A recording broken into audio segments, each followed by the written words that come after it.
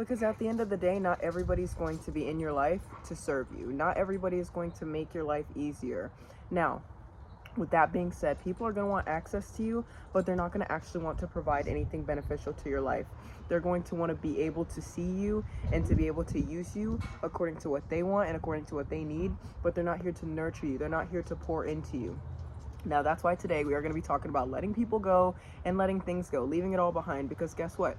You can't take it when you go. You know what I'm saying? You can't take it when you go. So in this video, I want to be talking to you guys about making sure you're in tune with your best self, because being in tune with your best self is going to ensure that you're ready to let go of these people who are not benefiting you and these things that are not benefiting you. Now, I'm not going to sit here and talk about in a video a topic without bringing some of my own real life experience into it. So first things first, decluttering, minimalism, organization, digital minimalism. All these topics are very interesting because they are all about reducing the amount of things that you're dealing with in your day-to-day life, whether that be electronic digital things or whether that be actual physical things, materialistic items. Now, have you ever stopped to ask yourself why you bought this item?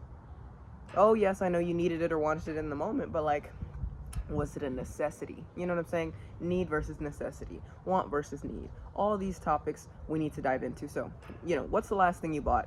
And you can think of it in your own head, and since you can't tell me, I'll just give something myself. Some new towels. You bought some new towels, whether hand towels or big towels, whatever. You bought some new towels. Why did you do that? Oh, well, when I moved, I didn't bring my towels over. Oh, all my towels are ratty and dirty. Oh, I got some new towels because these ones match my aesthetic. Okay. Those are all decent reasons, and I applaud you for, having a valid reason. However, that's not necessarily the reason you needed to bring in new towels. Let's say if you had ratty old towels, you could have cut those up into hand cloths, or basically just like dish rags or chamois. You could cut that up. The towels you already have, they didn't match the uniform look of your house. Okay, who cares? We can all strive for a uniformity look, but it's not going to be something that's happening every single time. Especially if your life is not easily managed and financially secure. Now, let me explain that. There's a toy going off behind me, so sorry if you heard that, but here's what I'm trying to say. If you don't have the financial means to get matching sets and to get, your car matching your house and the paint matching, if you don't have the money, then don't do those things. If you don't have the financial means, then don't do those things. I know it feels a lot like suffering. I know it feels a lot like drowning. Trust me, been there, done that. But you have to make these sacrifices in order to get to the bigger picture. Now, there's always the argument, oh, die tomorrow, live my best life, and I totally understand that. So you do you at the end of the day.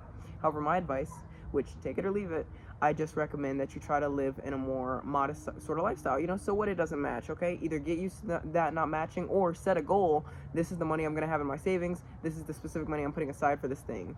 And I also challenge you not to buy it on the first impulse. If you need something, maybe wait 2 or 3 days before you buy it. Maybe wait a week before you buy it. You know what I'm saying? Now, that's just talking about bringing stuff into the household. Talking about decluttering, organizing, getting stuff out of the household. I've had a lot of kids. I have 3 kids. One is 4. The 2-year-olds. The 2-year-olds who are going to be 2 in May, they are twins. So they're 1 and 4 right now, going on 2 and 5. But my point is, I have a lot of toys around my house. We get gifted toys a lot. I bring in some toys sometimes for rewards. We also, we just have a lot of people in our life who are continuously giving to us and helping us. So when we feel overcluttered, I'd like to do a toy rotation so that there's some toys in season, some toys out of season. When they get bored of those toys, switch them around. What's really popular with my kids right now is magnetics and blocks and like dancing and going outside. So we try to lean into that right now. Instead of having materialistic items in the house, I've put most of them in the shed, which is pictured behind me, but y'all cannot see that. So I say all that to say, I've also been very keen on throwing stuff away. Now, if things are in good condition or they can move on to my younger niece who's younger than my kids, I'll pass it on or donate it or whatever. But if I don't have the time to donate or don't have the means to get it to this person, I'm just throwing it away. You know what I'm saying? We are always getting stuff put into the landfill. Who cares if it skips a few trips, a couple of donations, a couple of borrows, and it hits the landfill right after you? You know what I'm saying? Sometimes we're so caught up on not wasting, we are wasting our own space around us. You know what I'm saying? So that's very frustrating, is to feel like you've got this space, whether you've moved into an apartment or moved into a house or moved into your own room or just have your own space, but you're constantly feeling like, wow, I have nowhere to go, I have nowhere to turn, I can't even think properly because the space is so full, it's so maximized. So I just consider, instead of maximizing your spaces, you minimize your spaces, and that'll really quiet the noise in your head. I recommend. Now, with that being said, that was more on the topic of decluttering. Letting things go is just part of the topic. It's just part of the process. You also need to be ready to let people go. people who are not serving you, people who are not helping you get to the next level or get to the next step. Let me explain that. If you have somebody in your life who is like your ex, or y'all used to talk and there's still lingering feelings there, but y'all are cool now or mutual now, what is the point of having that person in your life? Is it so that they see you do better, or so that you see them do better, or so that you can catch up when things are tough and catch up when things are good? What is really the point of that relationship? Because if it's not going to be a long-term marriage or a long-term commitment, and it's not going to be a friendship that's not underlying with lust, then what is it for? And then when you find a partner who wants to be with you, how are they going to feel about this person in your life who you've had feelings for or whatever? Are you not going to tell them?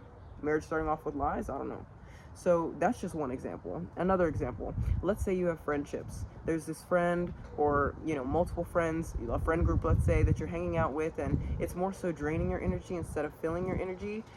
Maybe you're just more of an introverted person, and having friends is all cool and fun, but maybe you're the type of person who likes to have minimal energy friendships. Minimal energy friendships don't mean that there's not energy put into the friendships. It just means that we don't need to be in each other's face every single day to acknowledge that we love each other and care about each other. In my opinion, those friendships are more adult, because as life comes at us, we don't have time to be going out every single day or talking every single day. If you have time for that, you're either magical or you're missing something else in your life. Like your marriage is terrible, so you want to be out all the time. Your kids are hard to deal with, so you want to stow away with your partner. I don't know.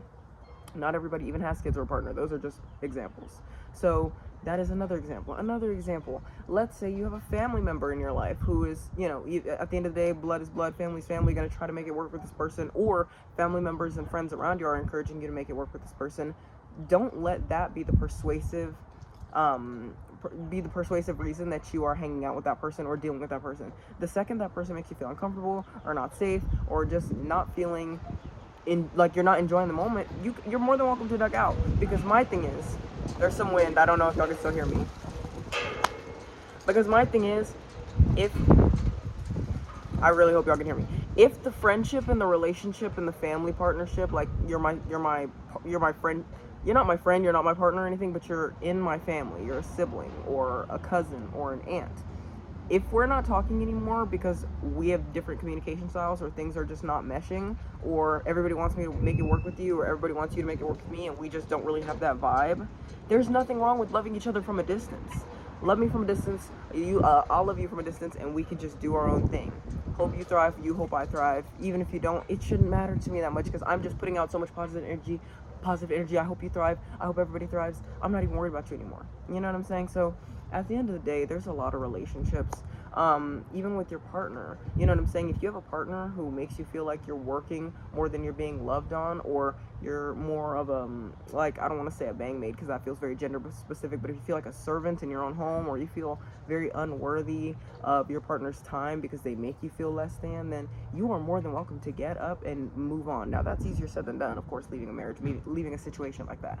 But my point is, you need to let people and let things go to move on to the next level, to upgrade yourself. The people around you should be helping you move on to the next level, helping you upgrade yourself, helping you become the best version of you. So if these people are draining your energy or just holding you back, just feel free to let them go, because that is the first step. I challenge you, because the end of the video is near, I challenge you to remove one thing or one person that you feel like you need or want in your life, but you know that they're truly not a necessity, or that it's truly not a necessity. For instance, for me, I have a bunch of Tupperware. At the end of the day, you can't really have too much Tupperware. I need to send stuff, I need to pack stuff away, I need to store stuff, I need to have extra in case I run out, I need to have extra in case I lose it. No, I challenged myself to get rid of half of my Tupperware so my drawers would be more organized. Now, it's been 2 months from then, and they've gotten a little bit less organized, but I'm re-challenging myself to do that again. And I'm also challenging myself to clean off, my nightstand, because it's a nightstand that all the way goes to the ceiling. I don't know if y'all seen it in my vlogs. And it was super clean when I brought it in, and now it's super cluttered. Just brain farts all over the nightstand, brain farts all over the kitchen, brain farts all over the house. And I need to get that together. I need to let those things go, as well as get everything more organized so that it serves me and works for me. Why am I searching for things in my own house, confused on if I have it or not, and then going to buy a replacement? Why am I talking to this person every day and I don't even know the energy that they make me feel? I don't know if they make me feel good or bad, or I know they make me feel bad, I know they make me feel good. They should only be making you feel good. Yes, there's conflict, yes, there's trouble, but they should overall be making you feel good. They should be helping you level up and helping you move on to the upgrade. You know what I'm saying? So I challenge you to get rid of something in your life, whether a thing or a person, and this is not a bad thing at all. I will love you from a distance to that person. Thing, I appreciate what you've done for me in my life, but it's time for me to let you go. It's time for me to trash you. Those of you with a rock collection, if that's your truly life's passion, great, keep your rock collection. But if it's something you're like, oh, I did this when I was a kid and I just can't bear to throw it away, throw it away. See how that makes you feel after. Tell me if you remember it in 30 days or 2 days. Okay, but seriously, thank you guys for watching. This is honestly was inspired because I have a video on my main account called Letting Things and People Go, part 1. And so technically this is part 2, but I'm gonna call it part 1 because it's a new channel. So hopefully you guys enjoyed it, and hopefully this message resonated with you. And even if it didn't, hopefully you just enjoyed the video. And I'll catch you in the next one.